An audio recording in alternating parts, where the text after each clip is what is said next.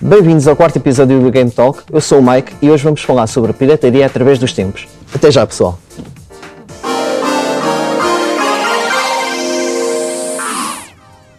Bem-vindos de novo. Hoje temos como convidados o Ivan Barroso, historiador de videojogos, e convidado especial também o Tomás, que é o homem que está por trás de som e imagem deste programa Game Talk. Como é que estão? Tudo bem. Está tudo bem. Pessoal. Tudo fixe, tudo a bombar. Hoje estou de férias. Espetacular. Está alguém hoje atrás, estás de férias. não sou eu. Hoje o tema, como já disse, é sobre a pirataria através do tempo, mas antes gostaria de aproveitar, já que vocês pertencem a uma geração um pouco mais antiga dos videojogos. Não sei se é chamar velhos, é. Mais ou menos. Eu acho que ele está a chamar de piratas, mas pronto. Está bem. Qual foi o vosso primeiro sistema de videojogos? Spectrum. O meu foi o... Não, o meu foi o MSX, o meu primeiro, MSX1.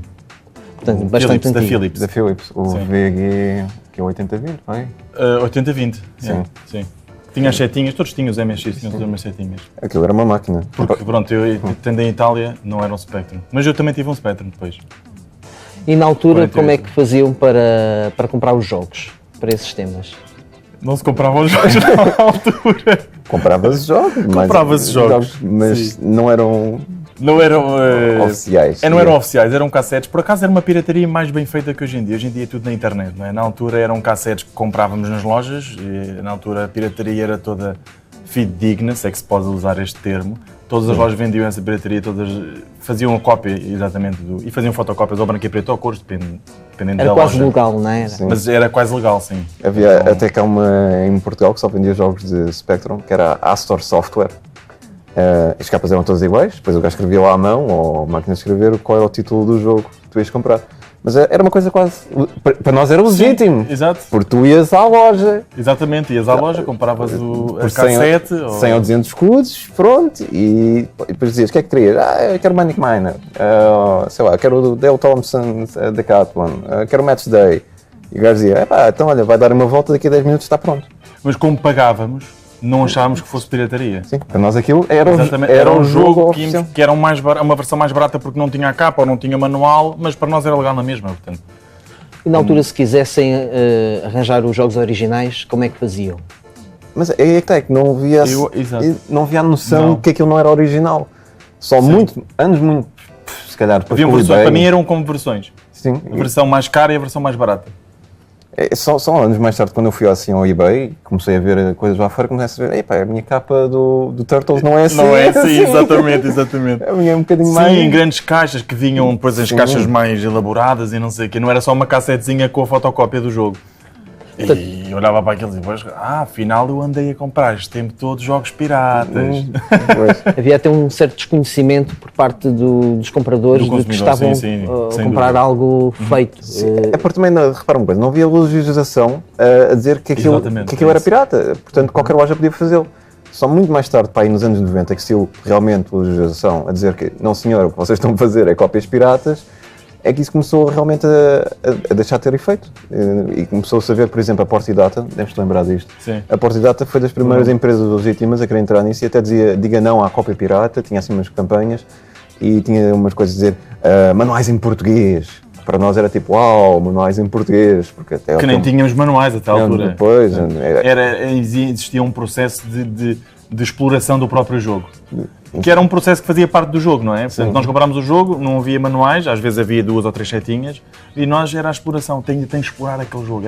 Era um processo fixe. Ainda havia alguns jogos que traziam um papelinho assim deste tamanho. O pessoal hoje queixa-se que os jogos da PlayStation 3 e 4 só trazem não trazem manual, mas naquela altura a gente dava um papel que era caso uma cabo e dizia para a esquerda carregue no O ou no P, para a direita carregue. E pronto, era aquilo. O manual era isso, era só instruções. E era o suficiente para vocês. Qual história, qual carapuço, era tipo indicações.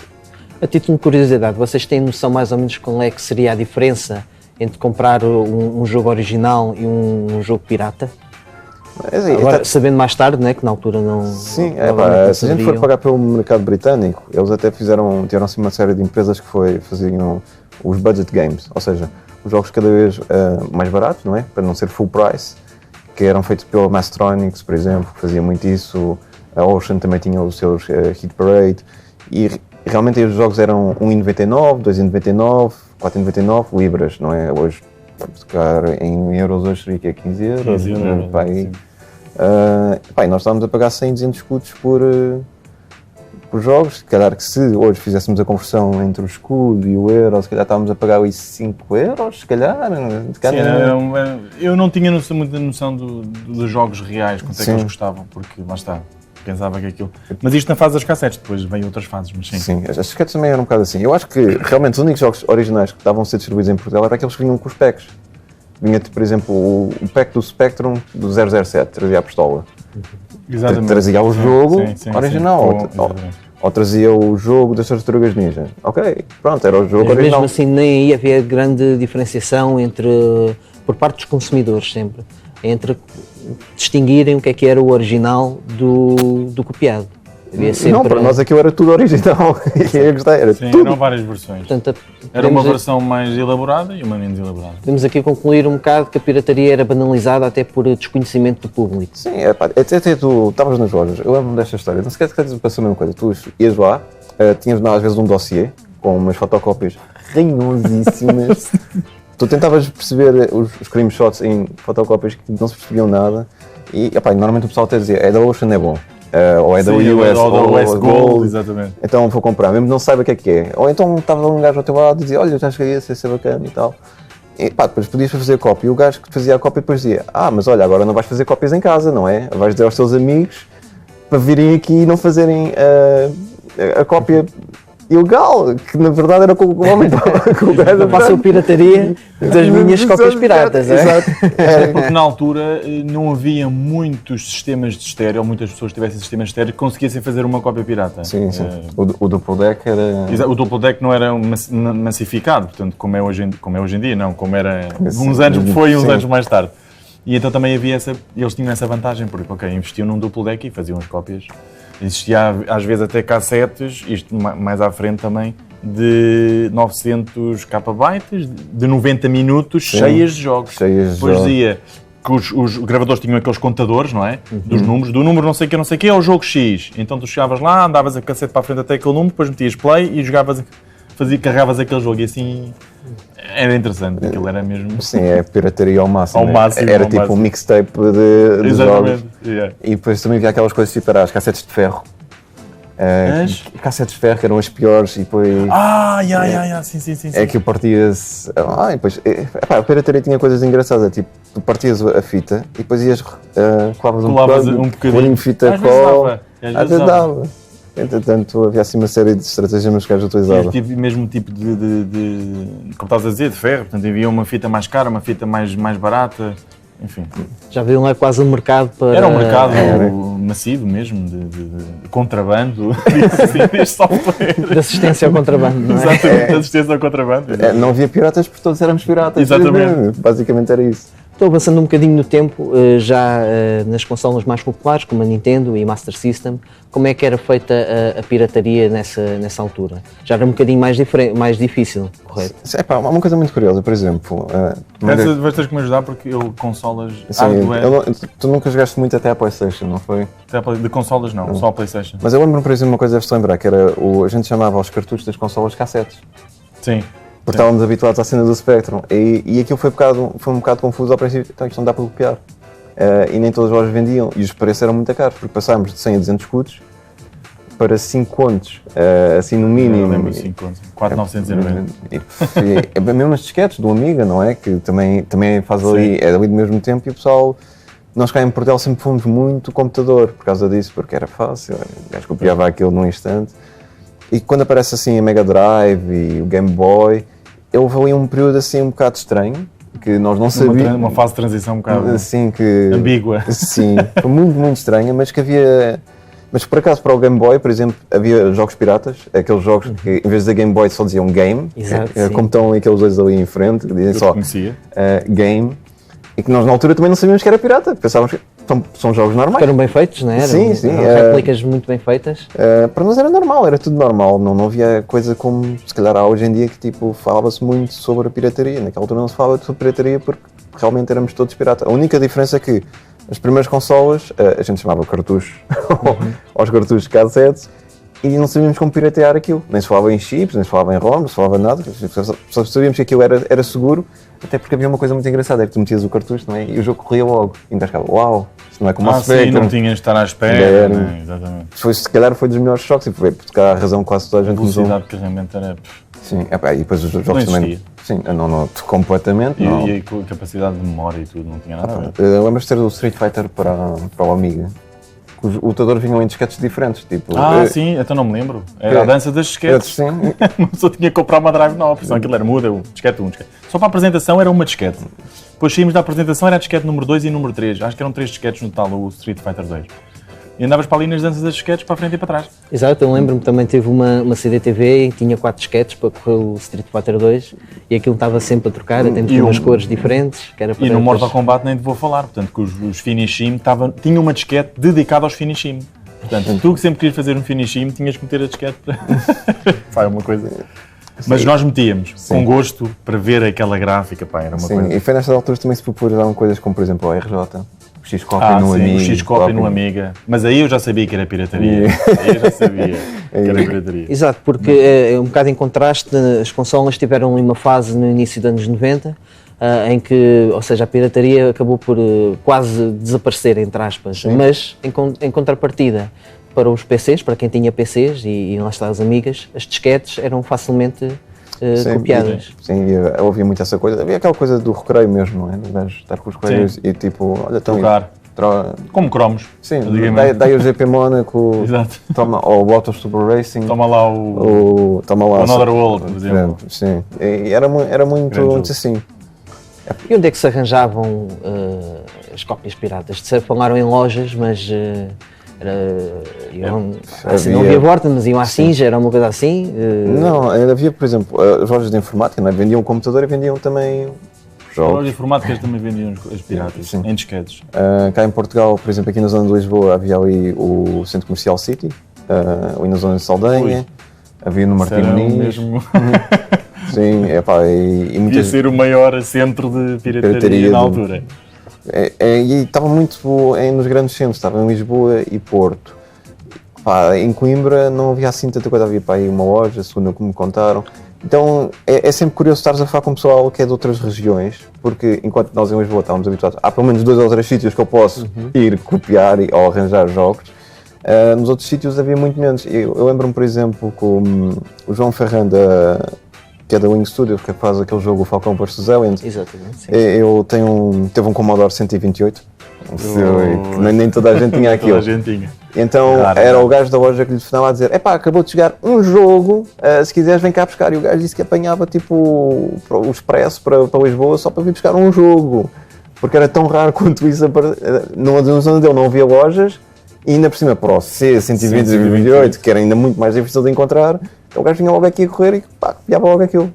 Havia também as papelarias, às vezes algumas papelarias eram uma alternativa para vender. Sim, e muito mais tarde, por exemplo, os videoclubes, não é? Que se tornaram mais populares. Os videoclubes, sim.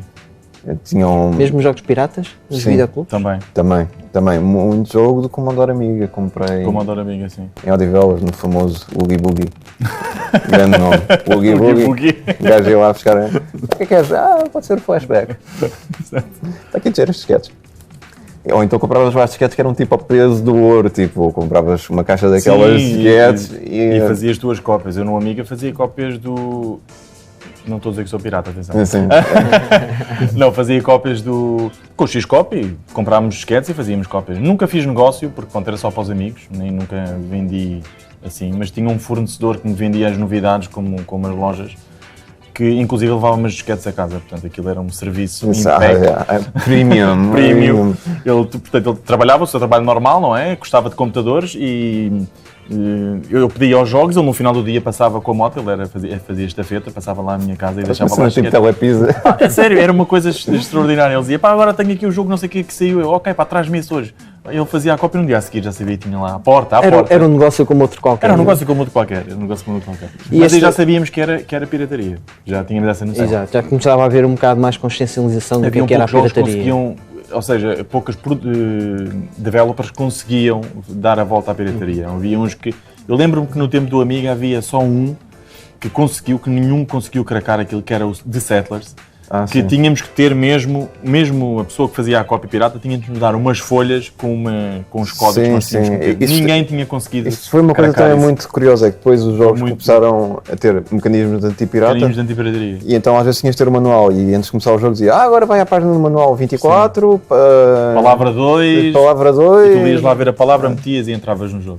Exato, eu ia agora também vou entrar um bocadinho por aí. Quando é que começa a haver fortes campanhas contra a pirataria por parte das produtoras de videojogos? Porque eram elas que Sim. acabariam por ser os mais lesados com tudo isto. Sabes que o grande, se calhar aqui em Prato Bravo havia muito mais pirataria porque também não havia indústria. E então o pessoal importava os jogos todos de fora. E então realmente aqui nós não estávamos consciencializados que havia a pirataria por causa disso. Não tínhamos indústria e não havia ninguém a defender esses direitos. E de repente começam a chegar realmente jogos, especialmente para o Commodore Amiga, para o Atari ST, que começam a vir com essas proteções. Que, vá lá, por vezes, o pessoal que era da Holanda, que era o pessoal que fazia os demo scenes, Aí sim. eles cracavam aquilo, pá, era tipo o hobby deles, enquanto, sei lá, os outros países estavam a fazer jogos, na Holanda os gajos especializaram-se em cracar. E daí surgiu a demo scene, não sei o quê, e havia muitas coisas que tu... O Fairlight, sim, lembras do sim. Fairlight, de certeza. E o 101 Crew. Havia muitas vezes que tu metias o jogo e aparecia uma cena you're playing this game because... Cracked by, não sei das quê. coisas. E depois apareceu Mais uma tarde música... até o Calixto. Sim. Exatamente, apareceu uma música. Eu ainda hoje, no outro dia, curioso, que vi um vídeo de um jogo a dizer a música do jogo XYZ. E a música não é a música do jogo, é a música do crack. E eu, a sério, estás a meter isto aqui? E ele a dizer que... Pá, para tu veres, portanto, como aquilo estava tão... Entranhado, não é? Exatamente, na comunidade, como se fizesse parte do jogo. Portanto, Sim, sim. eles faziam parte... Aliás, eram os nossos melhores amigos, não é? Não? Sim. O Fairlight e esses. Como é que era vista a pirataria noutras partes do mundo? Estamos a falar muito relativamente ao mercado nacional e europeu. Noutras partes do mundo, como os Estados Unidos, o Japão, como é que era vista a pirataria? Aí é completamente diferente, não, porque eles lá interessavam-se, tinham indústria e tinham de defender. E mesmo cá na Europa... Capitalismo também. Sim, o Reino Unido era muito forte com os sistemas anti-pirataria, porque eu lembro-me de ver... ainda recentemente, uma coisa de um mês para aí, surgiu um daqueles documentários que alguém gravou aquilo em VHS ou Betamax, se calhar ainda... que eram a falarem com a Imagine Software e com o pessoal da Ocean a dizer que eles estavam a tentar combater a pirataria porque eles estavam a fazer o jogo oficial, que custava 10, 15 libras e estava o gajo na feira a vendê-lo por 2, 3 libras. Eles estavam a tentar arranjar ali mecanismos porque diziam que estavam a perder muito dinheiro. E naí realmente entrou-se. Nos Estados Unidos passava-se também um bocado a mesma coisa. Havia muita pirataria, ainda por cima os Estados Unidos é muito maior que nós, não é? Exato. Claro. Mas os Estados Unidos, subjugaram-se às consolas muito mais rapidamente. Há uma entrevista muito curiosa, que é de 1988-89, se eu não me engano, que é o Jeff Brown, que era o CEO da US Gold, e começam a aparecer as primeiras consolas na Europa. Começa a aparecer a Master System, começa a aparecer a NES, e ele diz que é do nosso interesse, da indústria europeia, e eu era um produtor de videojogos, não suportar isto. Porque isto é extremamente datado. Estamos a falar de coisas, sei lá, a NES tinha um processador ainda de 7502 e o Amiga já estava com o Motorola, o famoso 108.000, o Atari ST também. Aquilo parecia datado. As condições do licenciamento eram dracónicas porque dizia que só pode fazer 5 jogos por ano, esses jogos têm de ser exclusivos aqui da consola durante 2 anos. Ninguém na Europa deu tipo, já não quer saber disto, porque nós fazemos a nossa própria produção. E a própria Nintendo e a Sega diziam, nós é que escolhemos a quantidade de jogos a ser produzidos. Se calhar vamos só produzir 20 mil, porque a gente quer. E o pessoal cá na Europa não, era tipo, a gente faz o que quer. Não há aqui ninguém a mandar em nós. Uma coisa datada. O sistema é completamente dracónico, então o que é que aconteceu? Ninguém queria saber de consolas até início dos anos 90. A nível de legislação, quando é que muda isto? Foi mais ou menos também, foi mais ou menos no princípio dos anos 90, foi a legislação que cá em Portugal entrou em vigor. Claro que noutros países já estava em vigor há mais tempo, mas cá em Portugal foi mesmo aí que foi porta data. Sim. Agora um bocadinho mais à frente, porque isto é através dos tempos, não é? Sim. Entrando num sistema já muito popular, que a PlayStation, a Sega Saturn, Nintendo 64, os 32, 64 bits, aí mudou alguma coisa ou continua mais ou menos tudo na mesma, quanto à pirataria? Eu acho que aí foi quando a pirataria voltou. Quando voltou, exatamente, porque era um formato que era acessível às massas, não é? Sim. Aliás, os primeiros cópias de PlayStation tinham que ser feitas num gravador especial de uma marca específica que conseguia gravar um determinado jogo. Mas depois começou-se a massificar. Haviam poucas pessoas no início, na altura, lembro-me que custavam 100 e qualquer coisa contos, um gravador de CDs na altura. Portanto, haviam poucas pessoas que conseguiam fazer a pirataria disso, portanto ainda não era massificado. Mas começou os CDs, portanto, lá está, com mais disquetes e com mais cassetes. A partir do momento que tu tens como copiar, esquece. O CD acabava por ser um formato fácil de fazer a cópia. Mas, de qualquer das formas, o conteúdo era fácil de arranjar também, para fazer a cópia? O conteúdo era fácil de arranjar. Havia algumas entraves na própria cópia do formato. Peço desculpa só interromper, porque havia proteções, não deixava. Havia proteções, sempre houve essa preocupação. O próprio CD tinha uma proteção. Ou seja, o software dentro do CD tinha uma proteção que ao ser copiada para um CD virgem, essa proteção não passava para o CD virgem. Então a consola não lia isso e não rodava o jogo. Havia algumas artimanhas que se podia fazer numa consola da PlayStation, que muita gente conhece, que era, deixava-se rodar um jogo original, não é? Quando aparecia o símbolo da PlayStation, quando estava para desaparecer, mudava-se, fazia-se o swap disk e passava. Ou seja, para a consola ter na memória, portanto, aquela parte caracada. Mas depois, mais à frente, vieram outras funcionalidades que permitiam... Sega Saturn também era relativamente fácil de fazer a pirataria, de copiar eu acho que não, acho que... Desculpe, não percebi. Sega Saturn. Eu fui mais a PlayStation. Desculpa, falamos muito em PlayStation, porque também a PlayStation era uma coisa relativamente fácil de cracar, não é? Mas não se fala, por exemplo, em Sega Saturn também é um sistema de CD. Não se fala muito. Por exemplo, ia-se muito à Feira da Lada a comprar CDs piratas. CDs piratas, sim. Ou então, para o pessoal pôr chips dentro da consola para rodar os jogos piratas que tu querias fazer. Até te lembras de uma coisa, que eram os primeiros CDs virgens, não eram transparentes. Tinham várias cores, era roxo, era azul. Sim. Era como as cassetes, portanto tinham várias qualidades de CD. Sim. E muitos deles até não liam o full motion video. Ficava com tethering, portanto, com quebras no full motion video. Havia técnicas na PlayStation, podia virar a PlayStation ao contrário, ou metias a PlayStation em pé, não podia estar assim, não é? Para o laser ler melhor ou qualquer coisa. E uma coisa que veio revolucionar, portanto, a pirataria foi os jogos feitos em Taiwan e em Macau, que era... Não vou dizer que sou pirata, mas o meu fornecedor comprava lá os jogos, que eram jogos que muita gente deve conhecer lá em casa, que eram jogos que não eram um CD normal, eram jogos prateados, pareciam CDs de música. Os CDs de música originais. Exato, não é aqueles que nós viramos e, como estavas a dizer, que são roxos ou amarelos, ou verdes esverdeados. Não, era mesmo CDs de música e esses corriam tudo lindamente, espetacularmente. Os CDs 700 megas? Exatamente. Mas eram uma tecnologia espetacular. E esses já eram mais caros na altura. Se não estou em erro, acho que eram 2 contos, 2 contos e meio, enquanto os jogos originais eram 7 contos. Sim, eu lembro-me que o primeiro CD virgem que eu comprei foi da Philips, e foi mais tipo curiosidade, e aquilo custou-me 2 contos. Portanto, ainda era bastante caro, mas era completamente como CD de música, transparente, não tinha cores nenhumas, era espetacular, eu não pude fazer nada com aquilo, mas era espetacular. Tu tocaste, Tomás, num ponto interessante, que falaste em fornecedores. Aqui já não se ia comprar à loja, não é? Eu já não ia comprar à loja. Aí já havia mais legislação, as pessoas sim. A pirataria já era uma coisa muito underground, não é? Underground, já começou a ser uma coisa underground, já falavas com, aquele gajo tem um gravador, porque antigamente não era massificado. Quem é que tem um gravador? É que ele tem, não sei o quê, ok. Sim. Então ele consegue fazer jogos. E aqueles primeiros gravadores que eram 2 velocidades. Tipo, eu comprei agora um computador. Exatamente, 2 velocidades, demoravam. O primeiro Pentium. Investiam, não é? Sim, investiam no próprio. Exatamente. Ou um 486. Tipo, o meu 486, agora eu comprei uma drive que dá para. Tinha um gravador 2 vezes. E é tipo, 2 vezes aquilo demorava. 2 vezes estamos a falar de 640 capas sensivelmente por segundo. Sim, era. 640 capas. Portanto, estamos a falar de um CD que são 750 megas no máximo, mas pronto, os jogos eram 300 e tal, 400 e tal megas. Se não pusesse os full motions. Exatamente. Estamos a falar muito tempo de gravação, portanto, ou seja, tu não é como hoje em dia, tu em 2 minutos gravas um CD ou um DVD de 4 GB. Naquela altura demoravas quase 1 hora e tal para gravar uma cópia de um tinha de estar sempre a funcionar, para haver pirataria, que eu tinha de estar sempre. Tinha que render, não é? Tinha que render.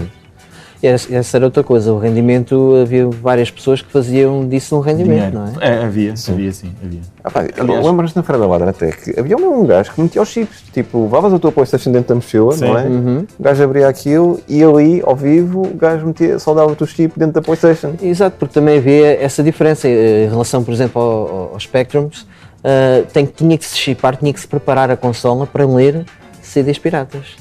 Sim, em alguns casos. Em alguns casos, sim, é assim. Aquela coisa, era aquela proteção pirata. Era aquela proteção fazia pirata, um bypass. fazia um bypass exatamente aquilo era um app ROM, digamos assim, com aquela proteção no ROM, digamos assim, e fazia o bypass automaticamente, ou seja, ele via o CD que o CD era pirata, não continha aquele ROM e automaticamente fazia o bypass pelo chip. Mas existiam vários tipos de chips, existiam chips que estragavam as consolas, existiam, como tudo, não é? Sim, como sim. as cassetes que líamos 2 vezes e depois já não tínhamos jogo, também existiam Sim. chips que estragavam as consolas, etc. E gravadores que puxavam a fita. Exatamente, portanto, como tudo, não é? Mas sim, exatamente, portanto, a PlayStation foi porque era muito mais, como vocês sabem, a PlayStation é um sistema muito simples, é um sistema muito, vocês carregam num botão, abrem a tampa, carregam no outro, ligam, portanto, a Saturn era um sistema mais complicado, portanto, tu não conseguias abrir, ou seja, tu para abrir a tampa, o CD deixava de ler, e não tinhas como, na PlayStation carregas num botãozinho que está lá atrás, é mecânico, não é? É uma coisa muito simples. E pá, havia muito mais artimanhas para dar a volta. Sim, pá, ainda hoje em dia, por exemplo, para emular a Saturn, não há assim um emulador que faça aquilo bem. Portanto, imagina a complicação que não era para pôr lá um chip. Se calhar ainda hoje ninguém sabe. Ou, quer dizer, deve haver quem sabe, mas são poucas as pessoas. É muito técnico, não é? São questões muito técnicas, uma pessoa tinha que estar a própria arquitetura muito trabalho sim, para enquanto a Saturn PlayStation era muito mais complicado. direto. Não é? Era mais direto, assim, aquilo era, o chip custava mais ou menos, eu cheguei a instalar alguns chips para amigos. Mas não era pirata. Atenção, é sempre para referir. Não, porque na altura não Era havia mais muito banais, dinheiro, não é? Então, pá, um gajo, pronto. Mas aquilo era relativamente simples, ou seja, abrias a consola, tinhas de fazer 3 ou 4 ligações de chips, eu na altura também estava a tirar eletrónica e telecomunicações, portanto estava à vontade com as soldas e não sei o quê, e pronto, aquilo era... Mas era um negócio também, ou seja, eu não fazia daquele negócio, eu fiz... Ok, alguns, mas não vou revelar quantos, mas sim, mas havia pessoas que faziam disso a vida. Portanto, esse meu fornecedor que começou-me a vender jogos de Spectrum foi o que me vendeu jogos de Amiga, foi o que me vendeu jogos de PlayStation e consolas e 3DOs e essas coisas. Fizeram um monte de dinheiro com isso. Fazia um monte Já de agora, dinheiro. falar em dinheiro, qual era a diferença? Isso depois mudou ao longo do tempo da PlayStation, mas mais ou menos até 97, desde que ela saiu até 97, 98, qual era a diferença entre um jogo pirateado e um jogo original? Mais ou menos nessa altura. Era uma diferença brutal. Era. Depende do pirateado, lá está. O piratado feito em Portugal, que é lá está com os gravadores de 2 velocidades, com os CDs rofanhos que Sim, podias mais barato do mercado. Acho que era 1000 escudos, acho eu, e o jogo original acho que é 7 contos, não era? Sim. 7 escudos. Esses eram um bocado mais caros, eram 2 contos e meio, acho eu, aqueles de Macau que eu falei. Mas esses não tinham problema nenhum, era só meteres na consola. Claro, tinhas que fazer o swap se tivesses, mas rodava sempre tudo, não havia problemas nenhuns. Eu lembro-me até de ver pessoal que até imprimia, quando começaram, foi na altura também que Esses já tinham a impressão toda também. Mas que imprimia-te as capas, porque foi na altura também que começou a aparecer as impressoras A laser. Sim. E as de jato de tinta. E as jato de tinta eram baratas, porque antigamente era tudo 24 agulhas. Exatamente. Uma barulheira para escrever. E não tinha qualidade nenhuma. E nessa altura começam a aparecer os jato de tinta que são relativamente mais acessíveis, e então o pessoal até já vendia as capas, já não com aquela coisa do Spectrum, que era as capas em fotocópia. Era quase uma pirataria gourmet, não é? Sim. Exatamente. Já era mais requintado. Isso é um pormenor interessante, porque aqueles CDs de Macau eram uma cópia autêntica, eles vinham com a impressão no próprio CD, portanto, da imagem do jogo, portanto, era uma cópia mesmo perfeita. Era um negócio da China. Era um negócio da China, exatamente. Mesmo assim. Há aqui uma coisa curiosa que eu vou deixar aqui, que é uma trivia sobre o Tomás. Era eu que arranjava grande parte dos jogos ao pessoal do Templo dos Jogos. Pois era, isto é verdade. Portanto, Peço desculpa, mas isto é uma realidade, não é? Eu fornecia muitos jogos, isto ao Templo dos Jogos, portanto, eu não vou falar nomes, mas as pessoas, quem sabe, quem elas são. Forneci vários jogos de PlayStation ao Templo dos Jogos, porquê? Porque na altura a indústria não era muito como é hoje em dia, que tu contactas uma distribuidora assim, ela dá-te os jogos, etc. E os jogos chegavam muito em atraso, porque era Infogrames? Não. Luz ao Mundo. Luz ao Mundo, era a Luz ao Mundo que se atrasava imenso. Então eles queriam ter aquilo muito antes para poder fazer o review. Então eu arranjava estes jogos, Lá está os de Macau. Sim, era o Usomundo PT Multimédia. Os Usomundo PT Multimédia, sim, que pronto, chegavam praticamente à altura em que ao consumidor. E eles não conseguiam fazer o review e pronto. A própria PlayStation até demorou um bocadinho a chegar. Exatamente. Só quem teve muito bem nessa altura, e eu ia lá à casa dele, portanto tinha uma boa relação com ele, que era um dos que escrevia, portanto, já estou a revelar mais. Sim. Anyway, ele era alto, baixo, exatamente. Tinha um olho pirata e uma perna de pau. Só agora para despistar o pau. Mas vendi muitos jogos para ele e foi lá que eu... ou seja, eu vendi jogos para ele e eu tive uma vantagem também, um retorno, que foi lá que eu conheci o Super Mario 64. Fomos os primeiros a ter o Super Mario 64 em Portugal, portanto a Nintendo nessa altura tinha-lhe dado o Super Mario... A Concentra, exatamente, que funcionava muito bem. E tinha-lhe passado, e eu comecei a ver aquilo, e ele na altura tinha dito, este jogo ficou tão abismado com o jogo ser tão diferente que não gostou, mas depois no tempo dos jogos deu uma classificação de 100%. 100%, o famoso 100%. Foi o famoso 100% do tempo do jogo. E pegaste agora também noutra questão interessante, que é a Nintendo 64. Também funcionava por cartucho, que por consequência também era mais difícil pirateá-la. Mas era possível? Eu não tenho muito conhecimento, acho que o Ivan pode nos dar nisto. Eu sei que existiam algumas coisas, mas... Mais uma vez, aquelas importações chinesas de Mario 64, dizia que era o Mario 64, era, podia não ser, mas ainda existia alguma coisa assim ainda da Taiwan, mas era muito pouco, via-se pouco. Até porque se justificaria mais, porque caso se lembram, os jogos da Nintendo 64 eram extremamente caros, 12, 13, 14 contos. Por causa daquela lei que a Nintendo, aliás, foi em 98 que eles acabaram de fazer isso, sim. A Nintendo tinha um acordo para as distribuidoras, por todos os países, que era para evitar o comércio paralelo, ou seja, para que o gajo do UK não viesse comprar os jogos a Portugal e depois revendê-los lá mais baratos, mas ainda fazia lucro. Então o que eles fizeram foi um acordo, que todos tiveram de assinar, que os preços ficavam mais ou menos iguais por toda a Europa. O resultado, o nosso poder de compra cá era muito menor, e então os preços cá eram tipo estupidamente altos. Mas depois a União Europeia, na altura, acho que ainda foi a Comunidade Europeia, não já era a União Europeia, meteu-los em tribunal e a Nintendo perdeu e na altura pagou a quinta maior indemnização na Europa, assim, um batatel de dinheiro, porque isso são leis de anticoncorrência, não é? Exato, sim. Claro. Mas a Nintendo depois lançou um CD, não foi? Para se desculpabilizar de não ter lançado o CD logo ao início.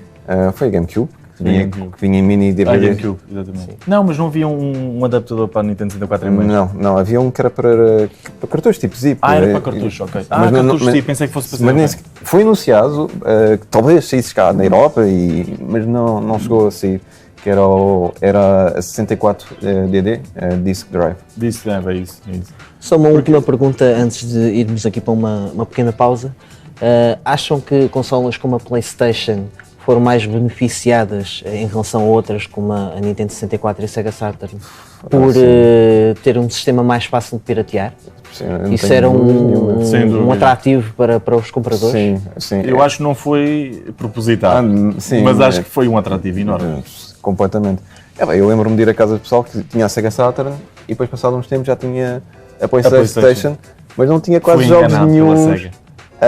Mas não tinha quase jogos nenhuns, era tudo pirateado. Eu cheguei a jogar ISS tipo Super e tinha lugares, aquelas redomas, não é? De CDs, sim, não é? Que o gajo até fazia. Aquelas pilhas mesmo. Sim. Tinha essa pilha. O que é jogar hoje? Tinha 2 ou 3 jogos da Saturn, que era o Sega Rally, o Virtua Fighter e o Virtua Cop, talvez, ou o World Wide Soccer. Tinha aqueles 3 jogos e depois o resto do PlayStation era tipo, tem estes jogos todos. Porque curiosamente nós fomos um país muito virado para a Sega, para a Master System e Mega Drive, Saturn. E depois mudamos ali nessa altura precisamente, não é? Para a Sony. Sim, eu acho que foi o mundo que mudou para a Sony, porque eu acho que as pessoas foram um bocado enganadas pela Saturn, pela Sega, pelo nome da Sega e pelos títulos arcade que a Sega tinha. E pensaram ouvir, Saturn, 3D, vou ter os jogos todos das arcades, todos, na minha consolazinha em casa. Aliás, foi isso que a Sega vendeu, não é? E ainda hoje, o que encontras nas lojas de segunda mão é muito Virtua Cop, Virtua Racing, Daytona USA. Exatamente. Exato. Sim. Depois a Sony lançou-se, que era uma novata na situação, ninguém conhecia a Sony, não sei o quê. Quando lança os primeiros jogos, Battle Arena Toshiden e o Ridge Racer, que é uma cópia fiel ao arcade, exceto a resolução, mas de resto é tudo igual. O pessoal disse, esqueçam lá a Sega, não quero a Sega para nada. Foi completamente diferente. Eu até me lembro de uma situação que foi muito curiosa. Foi virar, não? Foi virar, mas quando os gajos entram cá em 95, os gajos, perdão, a malta da Luz ao Mundo, PT Multimédia, começa a apostar em trazer a Sony e PlayStation para Portugal. Foi em 95, foi mesmo no ano em que saiu, portanto, o último trimestre desse ano. Começaram logo a fazer a publicação da revista oficial PlayStation. Nesse mesmo ano. Ou seja, houve ali também um grande esforço de marketing de colocar aquilo no consumidor. E deves-te lembrar também disto, um gajo ia ao continente, ao modelo, coisas assim de género, que iniciam naquela época, e tu encontravas tipo um televisor enorme para jogar PlayStation, não é? Sim. E aquilo ressonava, não é? Tu vias os jogos, estavam em todo lado. E isso teve muito impacto para começar a perceber. E depois a Sony também tinha um nome muito bom na altura. Tudo que era de qualidade era só Sony. Sony. Walkman, Sony é tudo televisores, leitor de cassetes, etc. era tudo Sony. Então é Não daquelas. podia ser mau, não é? Era Sim. uma consola, mas não podia ser má, é Sony, portanto. Eles sabem o que estão a fazer, não é? Sim, mesmo havendo aqueles desastres, sei lá, de Panasonic ou 3DO, desastres entre aspas, não é? Mas a Sony realmente conseguiu fazer ali um marketing muito agressivo. Sim, também investiu E bastante. investiu bastante. O orçamento deles de marketing era 2 bilhões, só para o Ocidente, enquanto mais. E isso revolucionou aí completamente. E o pessoal cá em Portugal também começou a ver. E eles tinham uma campanha agressiva de preços, os preços da PlayStation iam baixar. 100 euros mais barato do que a Saturn. não Sim, foi? iam De lançamento. 100 euros. Na altura ainda devia ser quanto? 100 dólares. Sim, eram 399, não, 39 contos. 39 contos exatamente a Saturn e era 29 contos a PlayStation. A PlayStation, ou seja, era cada vez. E depois Era uma diferença bastante. Iam baixando cada vez mais e mais e o pessoal também pensava, vou comprar isto porque também já sei que vou piratear Exatamente. e consigo pôr aqui os jogos Exatamente, todos. por acidente de percurso, acabou. Até porque ao adquirires uma PlayStation começas a ver, ou seja, o teu retorno, mesmo a meter um chip ou o que for, é muito superior àquilo que tu irias gastar nos jogos da Saturn. Até porque não havia assim muitos jogos que tu pudesses, não é, dizer, Sim. ok. E depois, claro, na PlayStation depois começaram a surgir aqueles jogos, mas já estamos a desviar-nos um bocadinho do assunto da pirataria, não é? Sim. Mas faz tudo parte, é o Metal Gear Solid. Sim, por não, exemplo. o Metal Gear Solid. Não, eu estava a dizer os jogos cópias aos Saturn. Portanto, havia cópias, digamos assim, do Sega Rally, havia as cópias do Virtua Fighter, que é o Toshiden, depois veio o Tekken na Namco. Exato, isso era a concorrência e rivalidades. Exatamente. Ok, Mas não tinhas o Virtua Fighter, não tinhas o Virtua Fighter, mas sim, tinhas o Tekken, tinhas o Tekken. É. por exemplo. E isso já começou o pessoal, pronto, olha, jogo E o Virtua Tekken, Fighter. Ridge Racer e Tekken E- também foram sim, o grandes Ridge pilares para Sim, a venda não tinhas da o PlayStation. Daytona USA, mas tinhas o Ridge Racer. E isso também contribuiu muito para que a PlayStation se tornasse cada vez um sinónimo cá em Portugal, porque hoje em dia qualquer consola é PlayStation. Ainda ontem não, há uns dias, estava a ver um jogo qualquer e alguém disse, estes só vão ser campeões na PlayStation. Sim, o Exato. top of the mind é PlayStation. Quando tu Desde pensas essa numa altura. consola, pensas em PlayStation. Exatamente. Bem, pessoal, vamos então aqui uma pequena análise que vai passar aqui no Game Talk. Até já.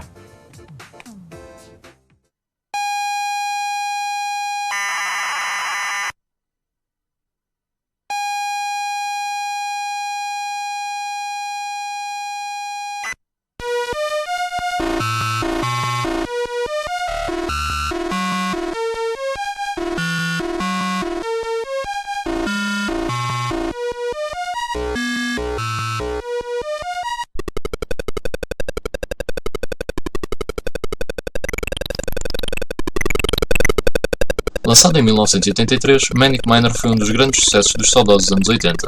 Apesar de não ser um exclusivo, foi no popular computador Spectrum que mais pessoas o apreciaram, tornando-se um dos clássicos desta plataforma. O título chegou-nos pelas mãos de Matthew Smith, uma lenda da indústria britânica que nos trouxe outros títulos como Jet Set Willy 1 e 2.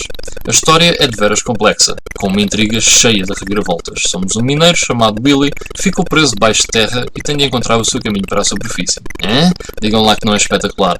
Faz-me lembrar uma frase dita pelo grande John Carmack: a história nos videojogos é como um filme pornográfico. E, para bem entendedor, meia palavra basta.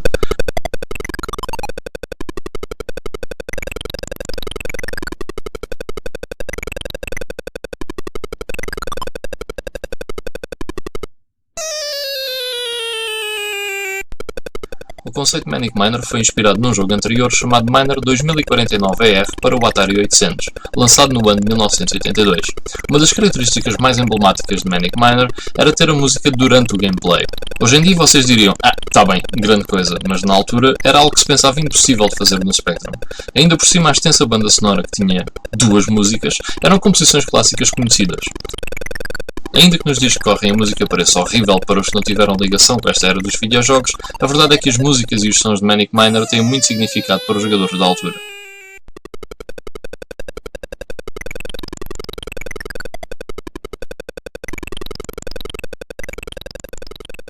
Originalmente existiam apenas 20 níveis, mas felizmente eram todos bastante diferentes uns dos outros, fazendo com que o jogo nunca se tornasse monótono ou aborrecido.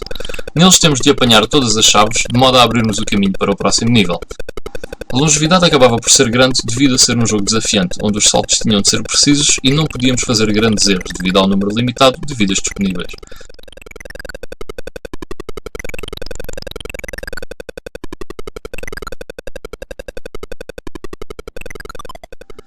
Simples mas viciante, Manic Miner acabou por se tornar um clássico que irá ficar para todo o sempre, chegando mesmo a ser apelidado como o avô de todos os platformers. Existem quase todos os anos novas versões de Manic Miner, incluindo versões para Xbox 360 e Nintendo DS.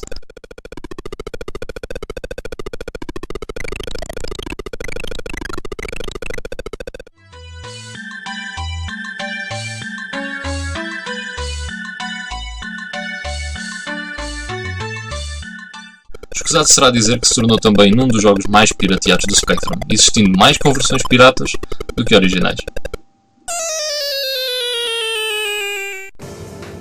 Bem-vindos de volta, espero que tenham gostado da análise.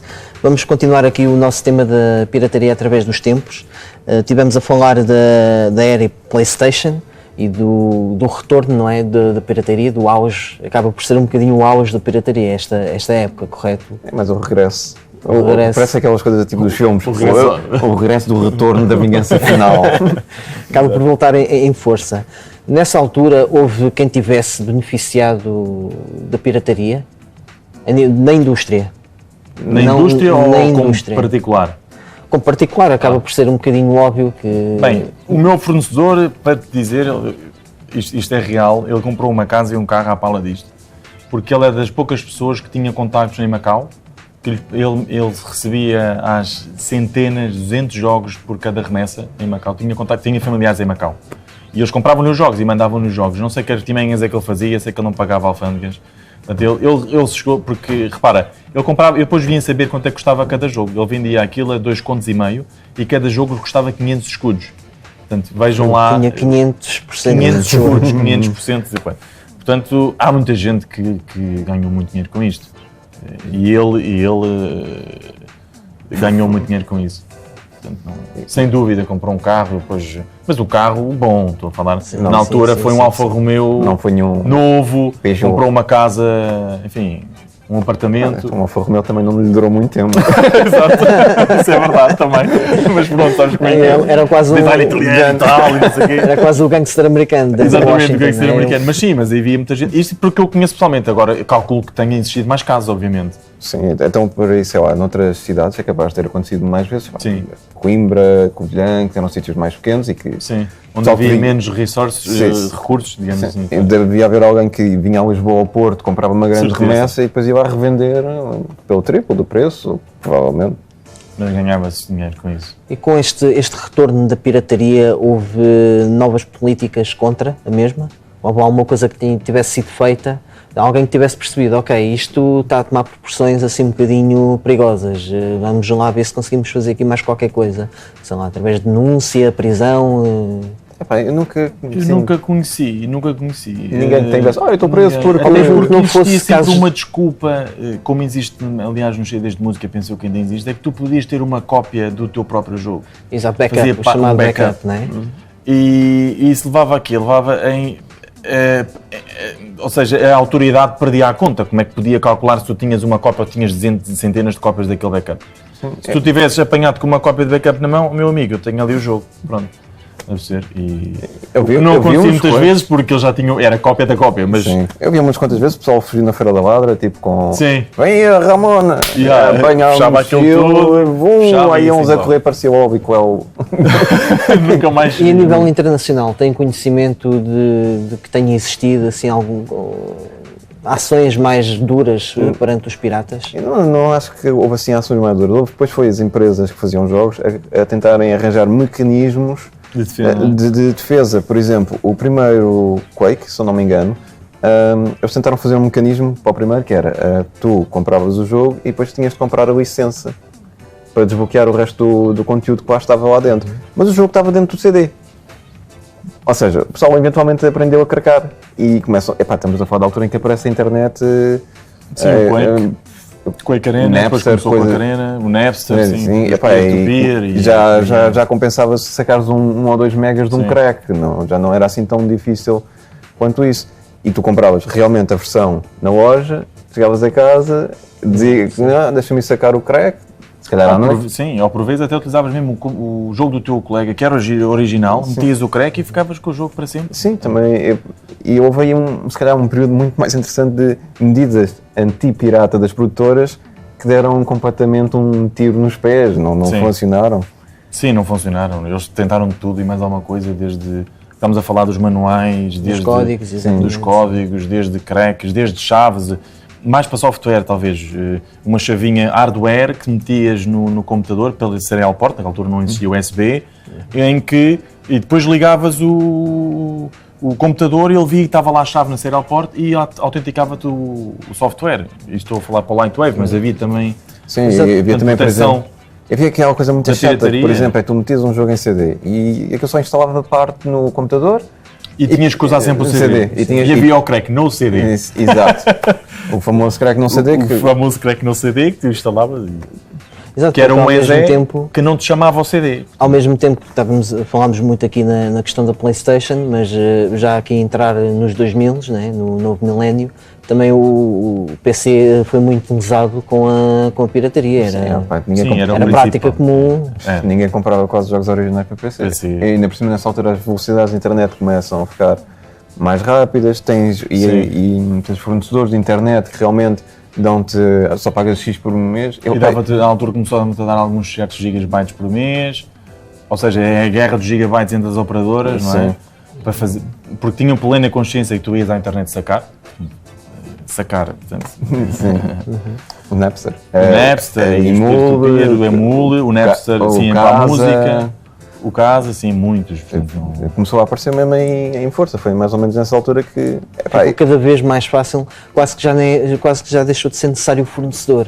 Qualquer um em casa podia fazer a própria cópia. Qualquer um em casa podia fazer, sim. As próprias operadoras tinham noção disso, tinham noção que o consumidor utilizava a internet para portanto, fazer o download de... Sim, eu lembro-me daquelas campanhas que era tipo, você não fazeria o download de um carro. Exatamente. Aparecendo nos DVDs antes deles. Está bem, não faço porque não consigo. Qualquer dia já dá. Mas é... Há alguma altura em que se começa a notar algum declínio na pirataria? Eu acho que o declínio começou-se mesmo a notar foi mesmo com, por exemplo, com a entrada em força do Steam. O Steam realmente, e a questão do DRM Free... O Steam, sim, antes de passar para o Steam, desculpa interromper, uma parte muito importante, uma fase muito importante foi a Valve foi pioneira na autenticação online de jogos. Ou seja, foi a Valve a pioneira através do One Servers, que eram os servidores que faziam a autenticação dos jogos da Valve. Isto significava o quê? Que tu podias ter um jogo pirata em casa, não podias jogar na internet. Estamos a falar da Counter-Strike, ou melhor, do Half-Life Deathmatch, depois o Team Fortress, depois o Counter-Strike quando saiu o mod, etc. Não podias, tu tinhas de ter um jogo original. E esse... eu não devia estar isto a dizer aqui, mas acho que foi o primeiro jogo que eu comprei original na internet. Não é o primeiro original para jogar na internet, porque só podias... Porque antigamente havia jogos que podias utilizar na internet piratados, mas este não. Ou seja, ligavas-te à internet, tinhas de estar ligado à internet, ele fazia a autenticação e só aí é que... E a partir daí começou toda esta situação do streaming. Até hoje, nenhum jogo que seja online, tu podes jogá-lo online sem que ele seja original. Eu lembro-me, por exemplo, veio daí do OneSet, foi a Valve que implementou este sistema. É que é um modelo de serviço que realmente trouxe dinheiro para os PCs, porque o dinheiro não estava a escassear tanto, porque o pessoal estava mais nas consolas, e realmente é que estava o dinheiro. E tu notas, por exemplo, que as produtoras estavam muito focadas nas consolas. Nas consolas, exatamente. E compravas porque é o que dava dinheiro? Sim, é o que dava dinheiro. Porque a pirataria tornou-se mais difícil também nas consolas. E sei lá, e compravas um Game Engine e o Game Engine custava 200 mil euros. Hoje em dia são quase gratuitos. O modelo estava completamente virado para a consola e o PC estava tipo, levas com as conversões ou levas com jogos muito específicos. E uma das empresas que conseguiu mudar isso foi a Blizzard. causa do modelo de subscrição do World of Warcraft, que depois gerou não sei quanta gente a tentar fazer a cópia. Porque realmente tu podias comprar o jogo, mas só tinhas acesso ao jogo com o modelo de subscrição, que ainda deve ser o mesmo, deve ser os 25 euros por 25, 26 euros por mês. Depois ainda há aquela acho que é menos, acho que é 12 a 15 euros, acho eu. E não mesmo de haver pessoal, mesmo assim, de tentar desbloquear aquilo, tipo, vamos agora para servidores piratas. E os servidores piratas às vezes. Mas há não servidores falham. piratas, isso é uma das. Sim, há servidores piratas, mas não tens uma continuidade. De um dia para o outro já me aconteceu também, não o World of Warcraft, mas outros jogos também online. Por exemplo, o servidor desaparece. Lineage, por exemplo. Lineage 2, havia uns servidores. O oficial tinhas que pagar e depois havia o pirata também. O pirata, imagina chegares a nível 80, e estamos a falar de um RPG, meu Deus, que aquilo é grinding fast, e depois de um momento para o outro desaparecia o teu chave, aquilo era uma... Portanto, vale a pena pagar, portanto, ou seja, Sim. as medidas estão a ser bem feitas, não é? Não foi a Blizzard que começou com isso. Sei lá, o último online, o EverQuest também tinham realmente um modelo de subscrição. Mas se calhar foi a Blizzard que democratizou, popularizou todo o videojogo enquanto serviço. Quanto Mas serviço. acho Já que não isso acaba por ser uma consequência anti-pirataria ou eles perceberam que poderiam ganhar mais dinheiro de outra forma? Eu acho que foi Eu acho que está um bocadinho interligado. Eu acho que está interligado, porque se tu pensares bem, ou seja, eles já tinham anti-pirataria através desta autenticação que a Valve implementou. Também, portanto, ainda hoje o World of Warcraft é minador da Blizzard. Ainda hoje. Sim, Desculpa, não tem a população que costumava ter, mas... não tem, mas é minador. Sim. Basta fazer E as próprias empresas, mesmo as empresas de consoles começaram a perceber isso. Sei lá, tens o caso da Dreamcast, não é? Que dá para ligar online e tens alguns jogos que dá para jogar online. Eles começaram a perceber que é aqui o Windows CE. É assim. Eu tinha isso tudo, tinha o teclado e tudo aquilo era. E depois há sempre aquela coisa que muita gente diz que a Dreamcast tinha muita pirataria e tal, que ainda era mais fácil de piratear do que a PlayStation. E que isso foi um dos maus da console. Epá, É sempre um bocadinho subjetivo. É subjetivo. Foi mal para a Dreamcast. Foi mal da consola, mas depois a Dreamcast, não sei se lembras-te com certeza que saiu um CD que dava para emular os jogos todos da PlayStation. Que foi banido pela Sega, lembras-te? Sim. Portanto, era um CD emulador que tu metias na consola, portanto aquilo tinha teclado, aquilo era com Windows, aquilo fazias tudo e mais alguma coisa, portanto tem um sistema operativo, e emulava plenamente os jogos da PlayStation, até lhe dava melhor qualidade, portanto a nível de texturas e etc, fazia o filtro, aquilo era uma... Claro que foi banido, não é? Mas existia, portanto... Era um swap, metias aquele CD, tiravas, metias o teu PlayStation e jogavas PlayStation, portanto tinhas uma Dreamcast, uma PlayStation e uma Dreamcast. Portanto, E isso foi considerado, obviamente, pirataria, não é? E foi banido pela própria marca, pela Sega. Até colocaste aqui outro ponto interessante, que é os swaps, não é? Que acabou por ser uma moda da pirataria na era da PlayStation 2, não é? Chegou uma altura em que a única forma de piratear, e que não era, havia outras, também havia através da instalação de chip, mas o swap foi o mais famoso entre os sistemas piratas da PlayStation 2, nomeadamente. E depois havia aquela coisa de ser ao mais seguro, porque não estavas não estavas a abrir a consola, por isso a garantia... Exato, mantinha-se durante aqueles 2 anos, até havia umas fichas que tu metias no trail, portanto, como é que se diz, na gaveta, não é? Do CD, que era para conseguires fazer o swap. Portanto, era uma coisa... E havia chips também, havia... E também mesmo CDs, porque... O CD, o CD, metias o CD e até havia uns CDs mais avançados já no final de vida, em que metias o CD, entrava o CD, lia, ele injetava-te o CD e aparecia no ecrã, meta a cópia. Era uma coisa que tu ficavas, uau, isto está assim já. Era isso que eu ia dizer. Eu até cheguei a ter um sistema que não foi o swap, foi um dos primeiros, que depois tinha um péssimo handicap, que não lia os DVD layers, não é? Portanto, só os CD layers é que conseguia ler. Depois mais tarde, os DVDs layers começaram a ser mais banalizados nos jogos da PlayStation 2, os jogos foram ficando cada vez melhores e já anulou completamente aquele chip, já não fazia sentido nenhum. Sim, mas eu acho que é uma coisa também muito portuguesa, esta coisa da pirataria. Porque... Eu acho que sim, é o espertalhão. Eu sou espertalhão, É um bocado. Pois, foi aprovada uma nova lei. Eu já sei como é que vou, já sei como é que não vou pagar aquilo, porque eu tenho um primo e não sei o quê e ele vai-me fazer. Sim, acompanhar a situação. Epá, quando saiu a 3DS, por exemplo, o pessoal está sempre a perguntar, então quando é que sai a nova cena que é para eu, dos cartões R4, que é para eu não... Então lembro-me mais, é a questão da PS3 foi extremamente difícil craquear Jailbreak, aquilo. sim, o jailbreak da PlayStation 3. E a PlayStation, e foi uma das razões até, penso eu, que levou as pessoas se calhar a comprarem mais o jogo original, porque era difícil. Sim, sim. Era extremamente difícil conseguir craquar a Sim, depois toda a consola. polémica que houve atrás Sim, já no do fim de jailbreak. vida da PlayStation 3 é que começou, já existia um jailbreak, portanto, que conseguia fazer o que prometia, não é? Mas mesmo assim havia muitas consolas banidas e eu acho que isso é bom mesmo para a indústria, porque depois ninguém que faz jogos, não é? Quer dizer, Sim. Quer dizer, depois não há dinheiro para desenvolvimento de consolas, não há dinheiro para jogos, não há dinheiro para estas coisas. Acham que houve, de certa forma, alguma consciencialização por parte dos consumidores? Por um lado houve. Por outro Ou lado, foram mais obrigados a ter essa consciencialização? não, eu acho que é estranho às vezes estarmos a falar sobre isto, porque nós vimos isto desde o início, praticamente, não é? Tanto nós vemos isto ao longo dos tempos. Mas depois tens aquele consumidor que já só apanha o PlayStation para a frente. Sim. Ou tens aquele que só apanha a PlayStation 2 para a frente, não é? E isso já começa a criar já tem outro tipo de perspectiva, porque para nós, por exemplo, pirataria não era pirataria. Sim, não era, exato. Por isso não, se calhar o pessoal da nossa geração ainda olha para a pirataria se calhar como uma coisa normal.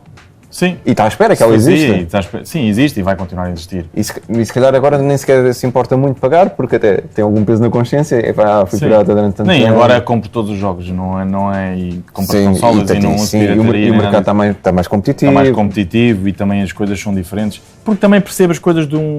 Ou seja, eu quando eu não sou um miúdo, eu acho que um miúdo hoje em dia também pensa na pirataria como eu pensava há uns tempos, acho eu. Isto é a minha opinião, não é? Porque, ok, eu se calhar, em vez de gastar 70 euros num jogo, gasto, sei lá, saco da internet, gasto 3 euros num CD ou o que for e meto aquilo na consola. Não é? Hoje já nem CDs, hoje Porque assim já se calhar vai mais 3 vezes ao cinema ou qualquer coisa assim do género. Pá, não sei, existe uma economia se calhar diferente num miúdo para uma pessoa adulta. do que para nós. E se calhar por aí possa ser diferente.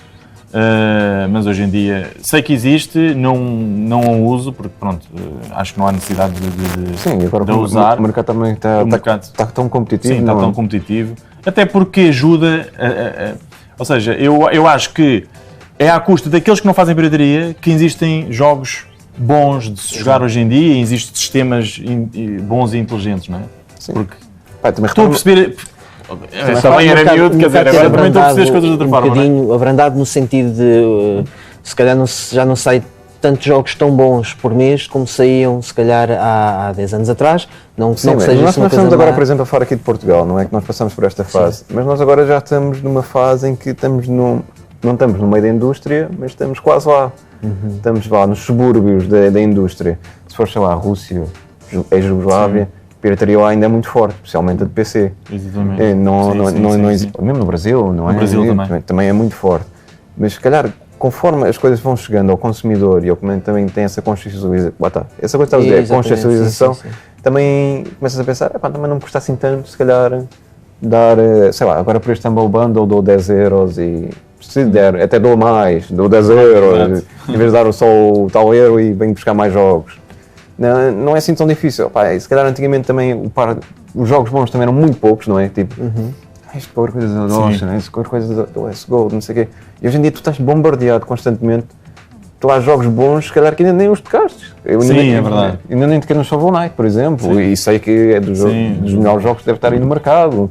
E há muitos jogos, se calhar, nem vou conseguir acabá-los. Porque há muitos jogos. Mas eu acho que hoje a pirataria também é usada de uma outra forma, que é, eu experimento como existe aquela situação. A maior parte dos jogos hoje em dia tem alguma componente Demo. online. Demo glorificada. Experimento a demo glorificada, que é a demo pirata, digamos assim, e depois se eu gosto realmente do jogo, vou comprar o jogo.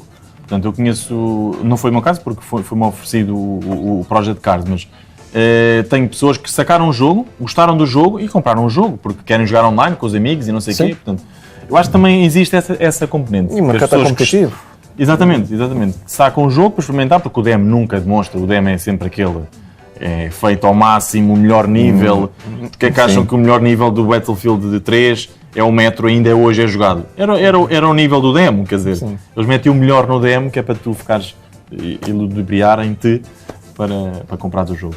Acho que também é utilizada a pirataria para esses termos. Portanto, para usar como demos o produto completo e depois... Sim, é pirataria. Epá, mesmo nos programas de software, por exemplo, o Adobe faz muitas vezes isso, que é Sim. tipo, lança o Photoshop primeiro para o Pirate Bay, que é para que tu ficares Que é para ver agarrado o aqui. hype, exato, gostares daquilo. Começares e a depois, aprender a trabalhar e depois quando vais para o mundo agora profissional, também é por subscrição, portanto é tipo World of Warcraft. Tens é, de ter subscrição é tal coisa, online o e videojogo registro deixou online. de ser produto para ser serviço. Exatamente. Está tudo a mudar para o Tens serviço. o caso do League of Legends, não é? Que aquilo é. Tu não pagas pelo jogo, o jogo é gratuito. Sim. É o melhor mecanismo de pirata do mundo. Não, Sim, não pagas exatamente. pelo jogo. O jogo é gratuito. O que é que tu pagas? Por coisas cosméticas, que nem sequer interessam para o jogo, mas que dão. Que não te dá uma vantagem, portanto. E é um mecanismo anti-pirata É um, pá, exatamente. espetacular. Sim. O que é que vais piratear o quê? Vou piratear as skins. Epá. Existem skins piratas, efetivamente, mas não são vistas por quem está a jogar contigo. Pois. E o propósito de uma skin é tu mostrares ao outro, olha tal, eu estou não sei o quê, esta skin toda louca e tal, gostas de ver? Pronto, Exato. é isso. É de Já não é exibicionismo, o piratear digamos o jogo, mas assim, assim. Sim, é quase o hackear já, é Sim, um exatamente. conceito um bocadinho diferente, um bocado ao lado, não é? exatamente. Emulação, vocês consideram pirataria? Esse é sempre Por acaso aquele. é um tema que- é sempre um tema muito, É. sempre muito cinzento. Lá está, quando éramos miúdos, não era Sim. pirataria. Até a emulação funcionou muito bem porque eu conhecia muitas coisas da NES e da Super Nintendo que eu nunca tinha jogado cá, porque nunca tinha chegado. Epá, Eu acho que por isso a emulação de sistemas defuntos não é pirataria, eu consideraria assim. Porque lá está, como estás a dizer e bem, há jogos que tu nunca vais conseguir jogar se não tiveres o cartucho. Portanto, Exatamente, sim. tens que jogá-lo por pirataria, quer dizer, não há outra forma de o fazer. Agora, Estou eu a acho que dizer não isso, por existem... exemplo, muitas vezes existe a hipótese por exemplo, vamos à Wii Store ou à PSN e conseguimos sempre recuperar alguns jogos mais antigos. Sim. E são não é todos. necessário. Não, aí eu por acaso até recupero. Por exemplo, Final Fight comprei na PlayStation 3 e adoro aquele jogo. Acho que para mim é o melhor jogo de beat'em ups, de scroll Side-scroller. da Capcom. É o melhor, para mim. E eu comprei, portanto é um jogo...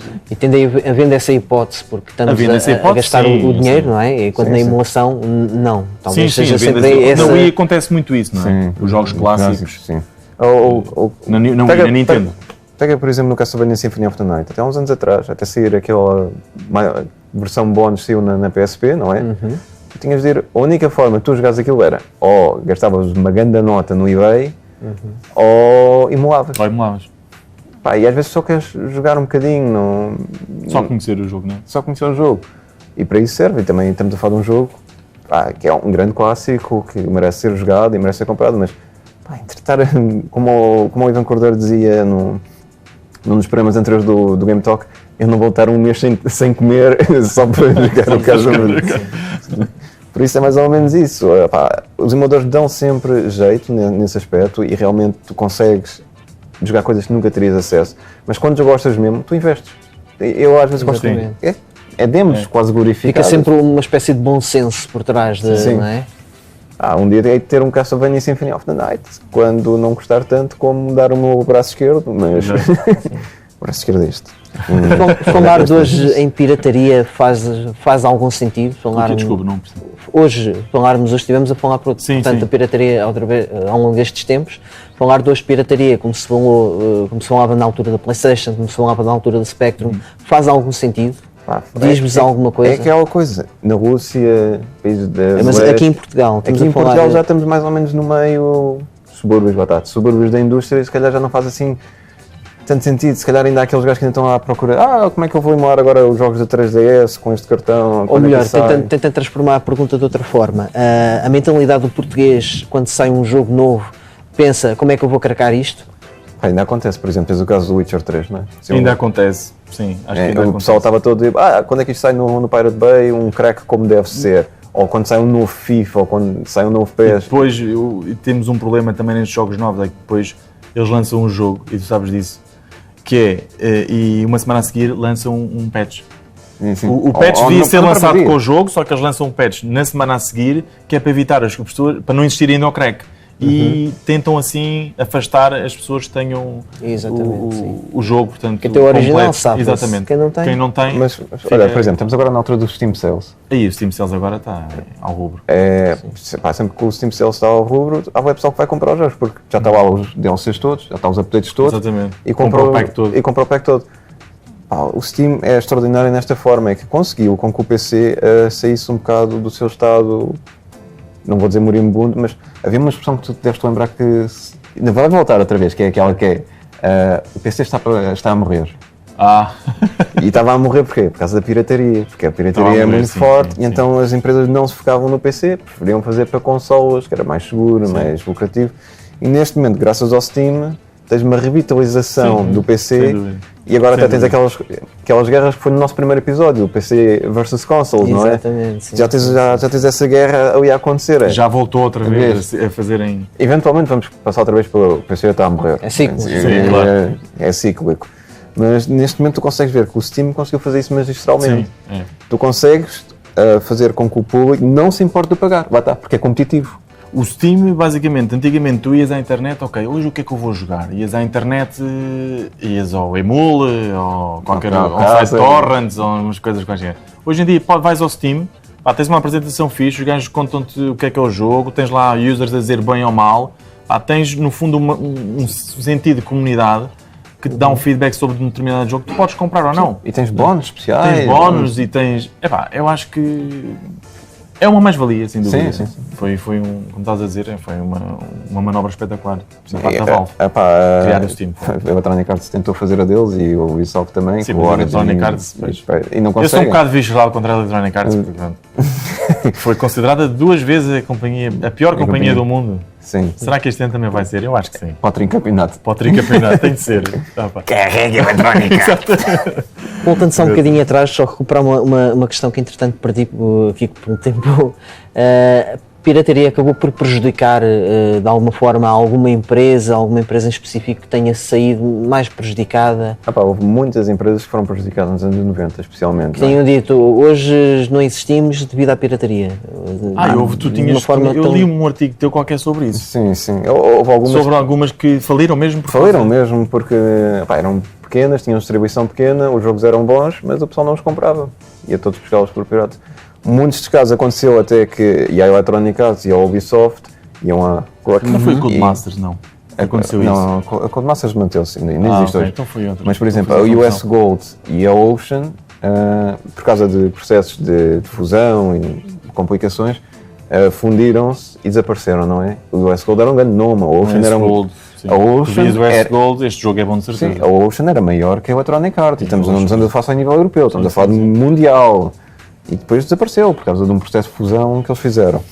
Mas mesmo essas empresas já tinham comprado outras, mais pequeninas, que faziam jogos que tinham grande sucesso, só que estavam a ser constantemente pirateados e quando recebes uma oferta, não é? Não tens dinheiro para dizer, não posso dizer que não, porque estou-me a ver aqui à rasca para tentar aguentar o barco, mas vale vender.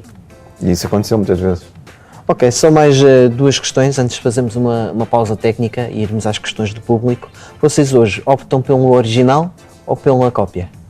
Eu vou ser original, sim.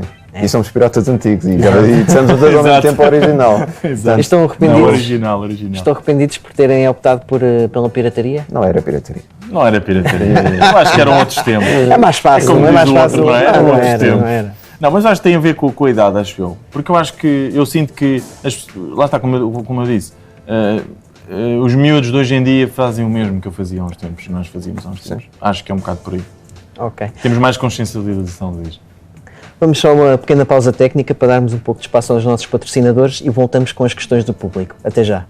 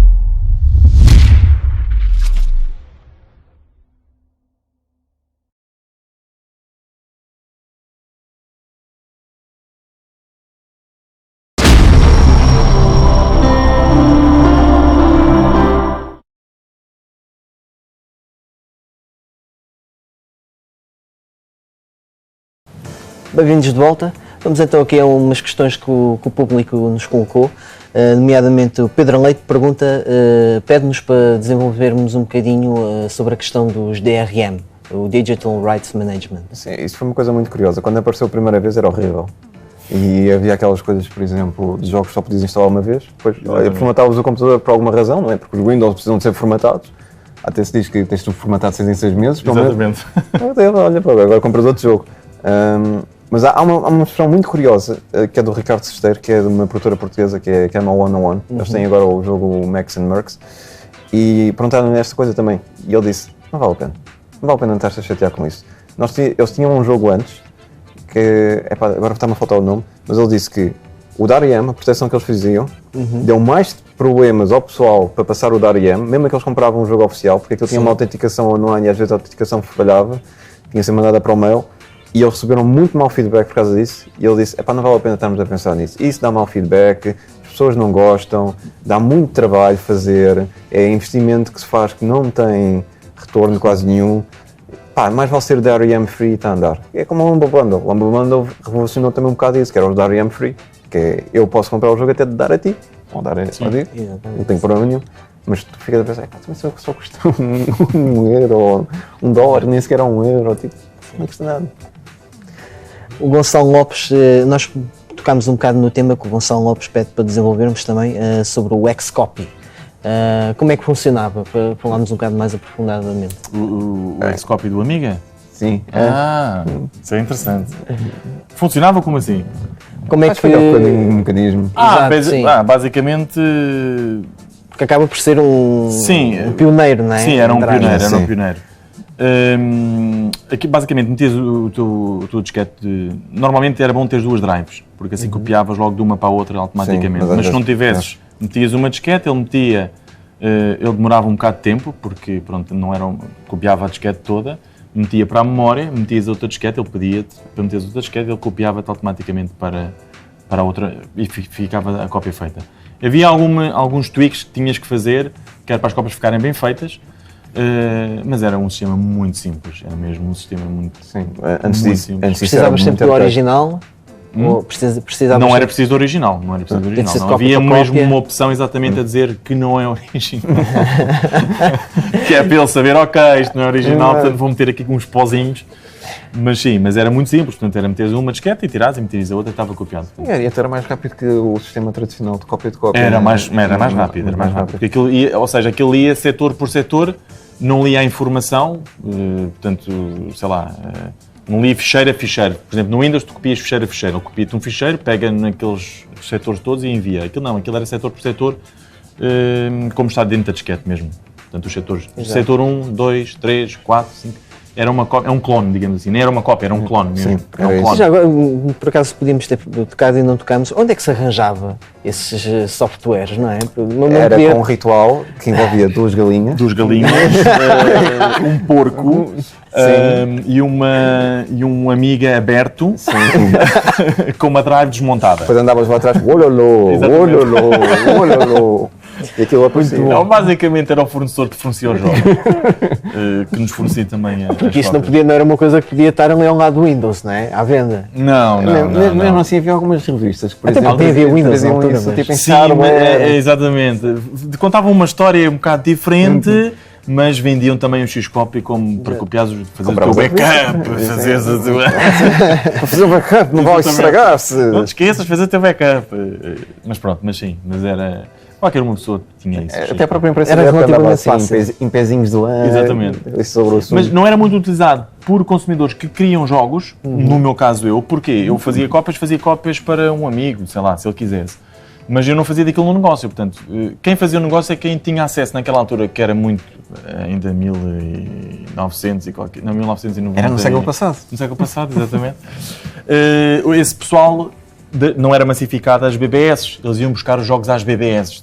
Portanto, eles Sim, descarregavam sim, os jogos das sim. BBS e, portanto, era um círculo restrito que tinha acesso a essas coisas. Portanto, nem toda a gente tinha acesso à internet antigamente. Então a gente tinha galinhas nem porcos. Exatamente, então a gente tinha galinhas em porcos. Portanto, por mais que nós tivéssemos o X-Copy, só podíamos copiar aqueles jogos que tínhamos comprado ao tal fornecedor. Portanto, para ele, está bem, eu tomo lá um X-Copy. Portanto, não era... Porque ele tinha um monopólio, digamos assim, de todos os jogos. Ele tinha acesso às BBS. Tu precisavas à mesma de comprar os jogos ao gajo, por isso. Exatamente, portanto. O Rodrigo Costa também pergunta-nos aqui um bocadinho para falarmos, e falámos sobre a pirataria de CDs na PS2 e Dreamcast, mas também coloca outra questão interessante que não falámos, que é os firmwares para as portáteis, nomeadamente PSP e ADS. Sim, os firmwares. Eu lembro-me que assim que comprei a minha primeira PSP, disse a um amigo meu, comprei uma PSP. E fiz, que é do firmware. Foi algo que senti Aquela coisa tipo portuguesa, mesmo. não é? Foi mesmo tipo a segunda parte. Depois eu disse, Não é que jogos é que tens, é? Não é que jogos é que tens, era que é do firmware. E depois sacou da PSP dele e mostrou-me, eu já pus o firmware na minha, não sei o quê, está a correr, queres até eu não, já não quis, não sei, agora agora me dizer, não quero chatear com isso. Quando quiser um jogo vou comprá-lo, também não sou muito caro. Sim. Também é mais ou menos isso. Já estavas um bocado mais virado para aquilo que estava certo, não é? Estou a roubar, estou a piratear, isso não é certo. Eu acho que nem sequer não era o que estava certo ou errado, era o defensor da moralidade de ter o jogo. Mas era mais a situação de que não vi necessidade. Não vi necessidade assim brutal para um firmware. E isso é que há muita gente que na altura da vida da PSP, até emuladores de Mega Drive e coisas assim. Sim. Eu sempre disse, eu quando quero jogar Mega Drive, Ligas o Mega Drive. eu ligo a Mega Drive.